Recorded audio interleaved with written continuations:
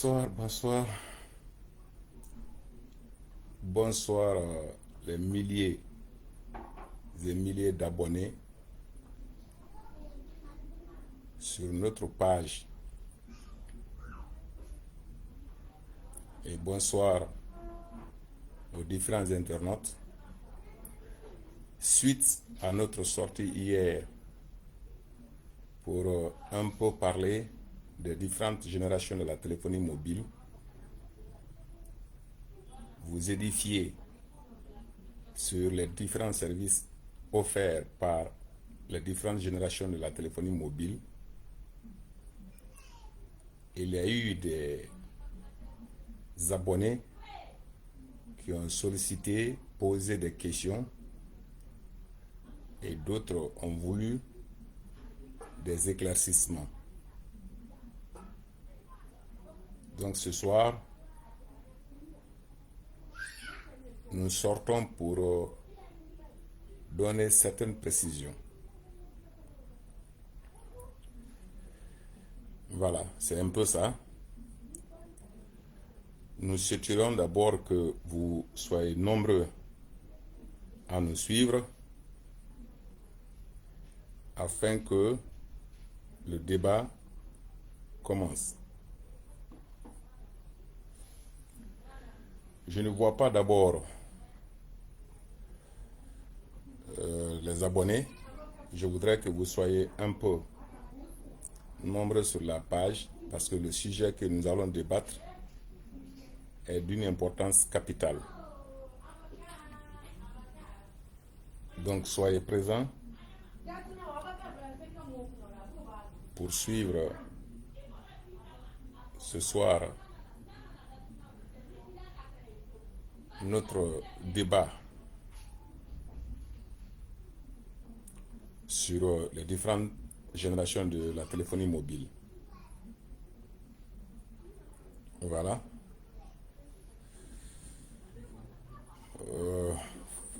Soyez nombreux,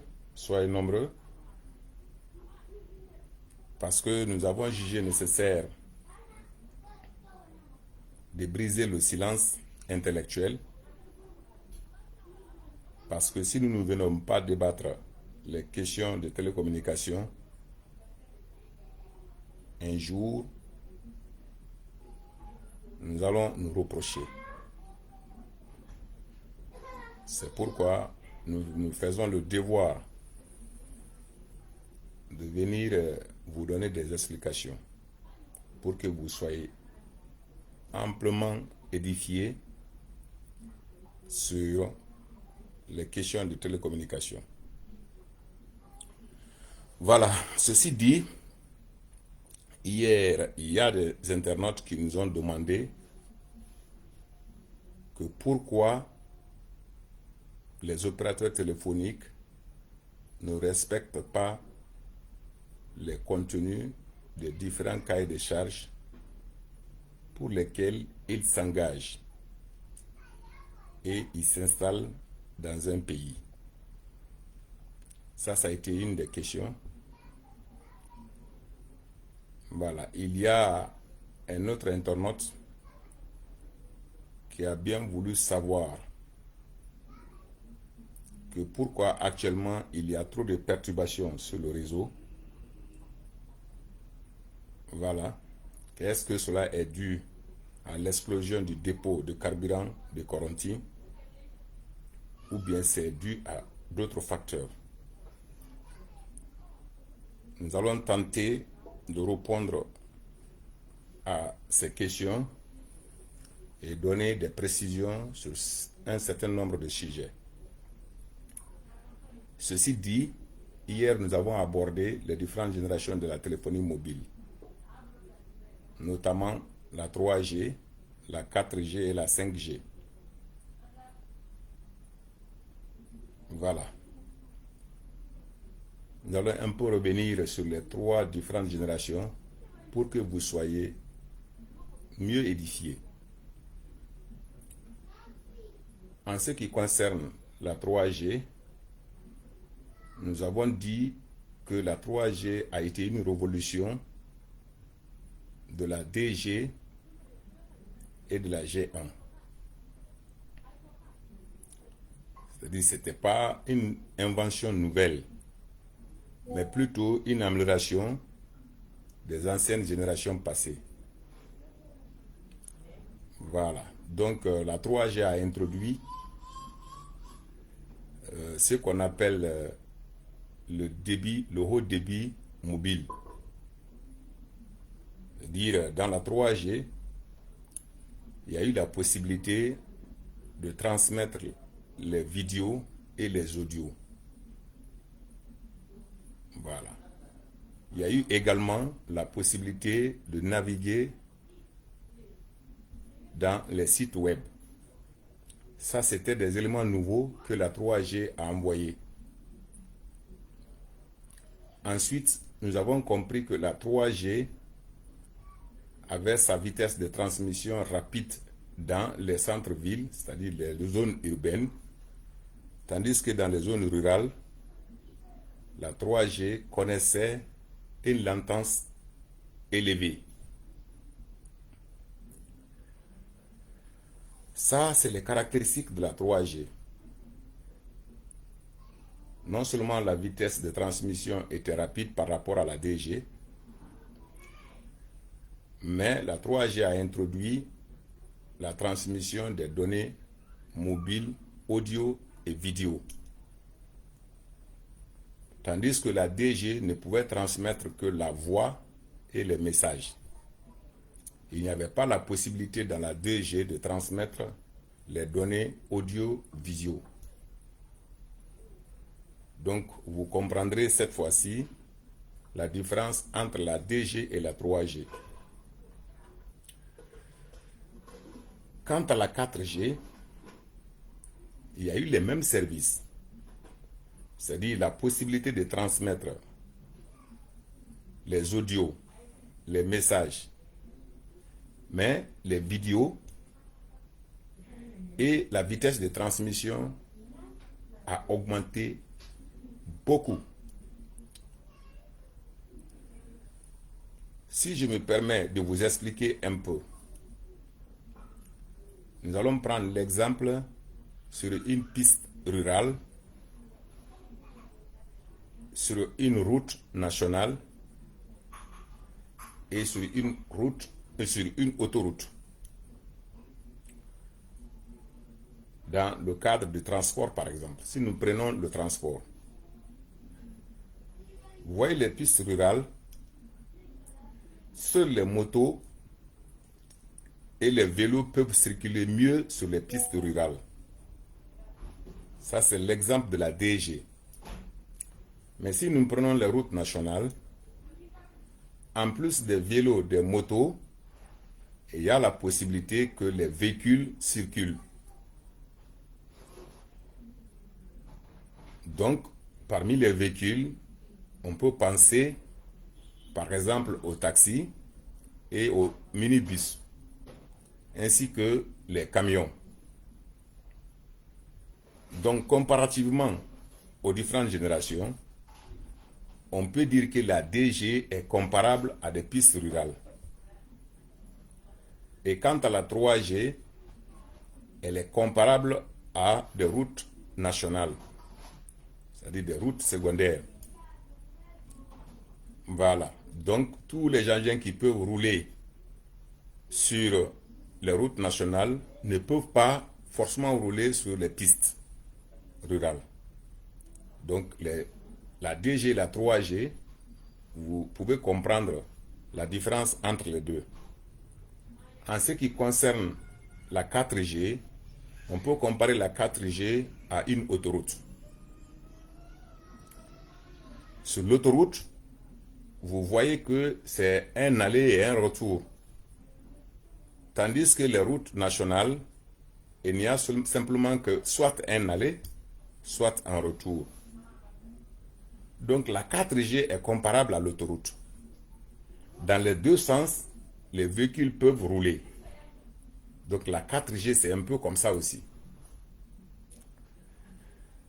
Et quand c'est comme ça, vous comprendrez que il n'y a pas beaucoup de congestion sur l'autoroute. Parce qu'un certain nombre de véhicules peuvent rouler dans le sens aller et un certain nombre aussi de véhicules peuvent rouler dans le sens retour. Donc il n'y a pas possibilité de collision beaucoup, comme sur une route nationale, par exemple. Mais dans la 4G, il y a eu beaucoup d'autres améliorations. La première amélioration, c'est que la vitesse de transmission est ultra rapide. Ça, c'est un. Deuxièmement, vous avez la possibilité de faire des streamings radio et les streamings vidéo. Ensuite, la navigation sur les sites web est ultra fluide. Ensuite, les téléchargements aussi dans la 4G sont rapides. Quelle que soit la capacité des données, vous pouvez faire des téléchargements en quelques secondes, voire quelques minutes, quelle que soit la quantité de données. Or, dans la 3G, faire des téléchargements, vous allez connaître une certaine lenteur. Donc, vous voyez qu'il y a eu des services additionnels dans la 4G. Autre particularité de la 4G, c'est que la vitesse de transmission des données en zone rurale est à peu près identique à la vitesse de transmission dans les zones urbaines. Donc, il y a une uniformité de la vitesse de transmission dans tous les cas. Voilà une autre particularité de la 4G.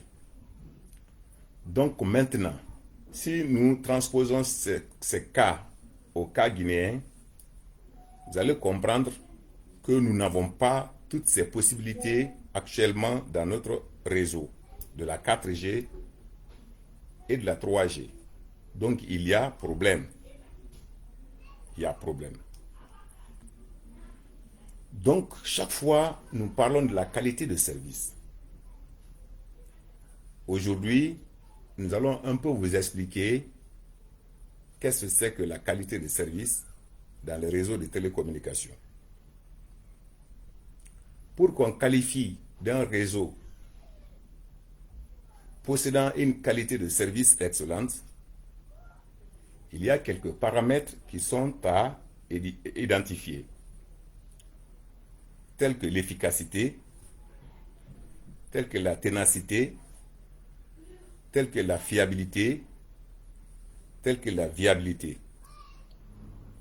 Donc, si tous ces éléments se retrouvent dans un réseau, nous allons dire que ce réseau est de qualité. Qu'est-ce que c'est que la ténacité?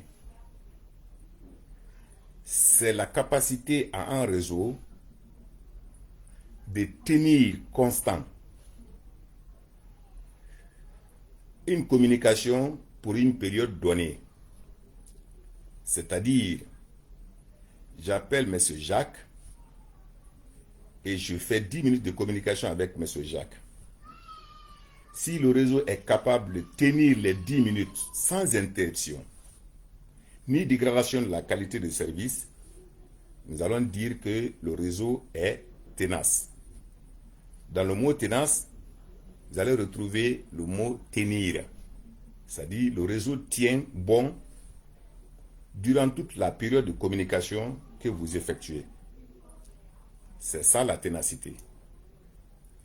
Un premier paramètre. La fiabilité. On dit que le réseau est fiable lorsqu'à tout instant, on peut appeler sans problème. C'est-à-dire, vous voyez souvent que nos réseaux de télécommunications sortent pour dire qu'ils vous donnent des bonus à un certain nombre de temps. C'est-à-dire, vers la nuit profonde, on suppose que beaucoup d'abonnés ne sont pas dans le réseau. Donc, en ce moment, si vous effectuez des appels, les appels peuvent aboutir sans problème. Mais si vous appelez, par exemple, à 12 heures, entre 12 heures, 14 heures jusqu'à 15 heures, cela trouverait que beaucoup d'abonnés sont dans le réseau. En ce moment, les appels peuvent avoir des difficultés. Donc, si un réseau, quel que soit le temps, vous pouvez faire votre appel sans problème, sans dégradation, on dit que le réseau est fiable. La viabilité. Dans le mot viabilité, vous allez voir le mot vie. Donc, quelle que soit la situation d'un réseau de téléphonie mobile ou de téléphonie en un mot, si le réseau peut tenir aussi longtemps que possible, c'est-à-dire ce n'est pas pour être bon au mois de janvier, ne pas être bon au mois de février, ou bien au mois de décembre, ou bien être bon en X années et ne pas être bon en P années. Donc, lorsque le réseau est permanemment bon, on dit que le réseau est viable. Donc, tout réseau qui peut tenir la ténacité, la viabilité, la fiabilité, on dira que ce réseau est de bonne qualité. Donc, si vous avez compris cela, nous allons passer à la réponse de la question comme quoi, pourquoi les réseaux, les différents opérateurs ne respectent pas le contenu des cahiers des charges. Cela peut dépendre de plusieurs facteurs. Facteur 1, si un opérateur ne respecte pas le contenu de son cahier de charges, cela démontre un peu la faiblesse des régulateurs présents. Parce que si le régulateur n'est pas exigeant, si le régulateur n'est pas efficace, l'opérateur n'a pas peur du régulateur en ce moment. Donc l'opérateur peut faire ce que bon le semble. Il va falloir que le régulateur soit vraiment exigeant, soit intransigeant et sévère dans sa mission de contrôle. Quand cela est, en ce moment, les opérateurs ont peur de ne pas respecter le contenu des cahiers de charges. Ça, c'est un premier facteur. Un deuxième facteur, quand il y a l'absence d'un opérateur référentiel dans le pays, en ce moment, c'est un opérateur privé qui prend la tête. Et une fois qu'il prend la tête, il dicte son droit de veto à tous les autres opérateurs présents dans le pays. C'est le cas, par exemple, de la Guinée. À l'absence de Sotelgui, qui était un opérateur référentiel, qui était l'opérateur national, le champ a été laissé aux opérateurs privés. D'où par conséquent, la part du marché d'un opérateur privé serait grand, forcément. Parce que les opérateurs ne seront pas tous identiques quant à la distribution de la part des marchés. C'est le cas de Orange Guinée, par exemple, qui est considéré comme leader de la téléphonie en République de Guinée. Donc, les autres opérateurs privés sont en concurrence avec Orange sur le terrain. Et Orange investit beaucoup dans son réseau. C'est pourquoi Orange a fait une couverture presque quasi totale. Voilà. Donc, en ce moment, Orange devient un référentiel. Alors que Orange est un opérateur privé. L'objectif, c'est de se faire des chiffres d'affaires costauds. Ce n'est pas pour faire plaisir aux citoyens, ce n'est pas pour faire plaisir à notre gouvernement, mais Orange est juste là pour augmenter son chiffre d'affaires tous les jours. Donc le mieux pour nous, c'est d'avoir un opérateur référentiel à partir duquel les autres opérateurs privés peuvent se conformer. Quand c'est comme ça, il y a un équilibre qui est imposé. Et chaque opérateur en ce moment aura peur de ne pas respecter le contenu de son cahier de charges. D'aucuns vont dire, si c'est comme ça, pourquoi dans d'autres pays, il n'y a pas des opérateurs nationaux, mais ça fonctionne bien dans ces pays-là? Oui, quand c'est comme ça, le pays doit tout faire pour avoir des pourcentages, pour être actionnaire chez les privés à un certain niveau. Par exemple, si je prends l'Amérique, il n'y a pas un opérateur national en Amérique. Mais qu'est-ce que l'État américain a fait? Puisque l'État américain est puissant, il a exigé à être actionnaire chez tous les opérateurs privés à hauteur de 30%. Et une fois que l'État est présent au niveau des opérateurs privés, l'État a le contrôle. L'État veille parce qu'il est déjà actionnaire au même titre que l'opérateur privé lui-même. Partout où il y a l'absence des opérateurs nationaux, forcément l'État est actionnaire au niveau des privés. Mais chez nous, ce n'est pas le cas. On est non seulement absent, mais on n'est pas aussi actionnaire chez les privés. Donc ça, c'est un problème. Il va falloir que cela soit compris.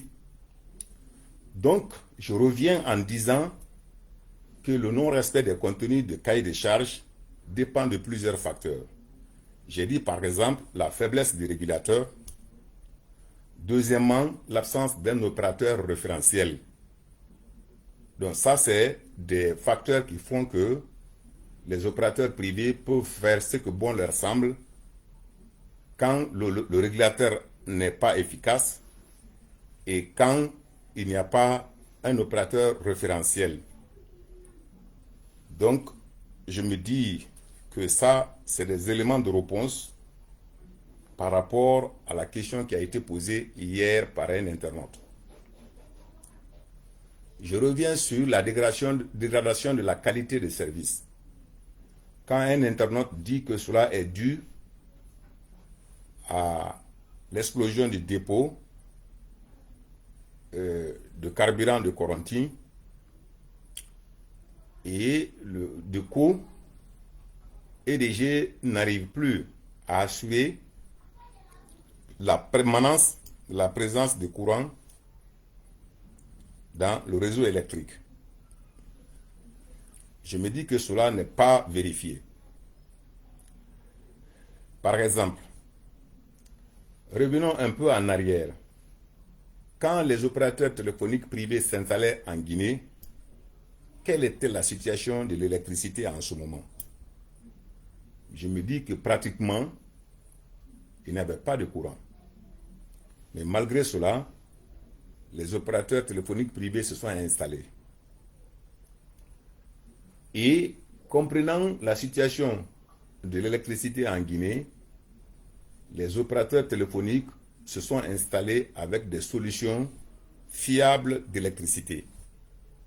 Dans chaque site, les opérateurs ont généralement 2 groupes électrogènes qu'ils installent, plus un banc de batterie pour l'autonomie. Et les groupes électrogènes qu'ils installent souvent dans les sites ne consomment pratiquement pas. Je peux prendre la solution Huawei que Orange par exemple a adoptée. Les groupes électrogènes que Huawei a proposés à Orange, ces groupes-là ne consomment pas plus de 20 litres toute la journée. C'est-à-dire en 24 heures de temps, les groupes-là ne consommaient pas plus de 20 litres. Et justement, les groupes-là fonctionnaient pour charger les batteries. Une fois que les batteries sont chargées, les batteries prennent la relève, alimentent les sites pour plusieurs heures. Souvent, ça peut aller à 6 heures de temps, Souvent, ça peut aller à 12 heures. Ça dépend de l'autonomie des bancs, des batteries. Donc, ces solutions existaient. Les opérateurs se sont installés avec ces solutions dorénavant. Pourquoi alors aujourd'hui, on va nous dire que puisque le DG ne fournit pas le courant permanemment, que c'est ce qui fait que le réseau, souvent des sites, tombe? Non. Dans le contenu des cahiers de charges, c'est exiger que les opérateurs, une fois qu'ils s'installent, qu'ils assurent le service permanemment. Donc, ils se sont engagés à respecter cela. C'est pourquoi ils sont venus avec des solutions fiables en électricité. Vous devrez savoir quelque chose. Lorsque vous achetez une SIM d'un opérateur, vous avez signé un contrat avec le dit opérateur. Qu'est-ce que cela veut dire? Dans le contrat, vous vous êtes engagé à payer tous les services rendus.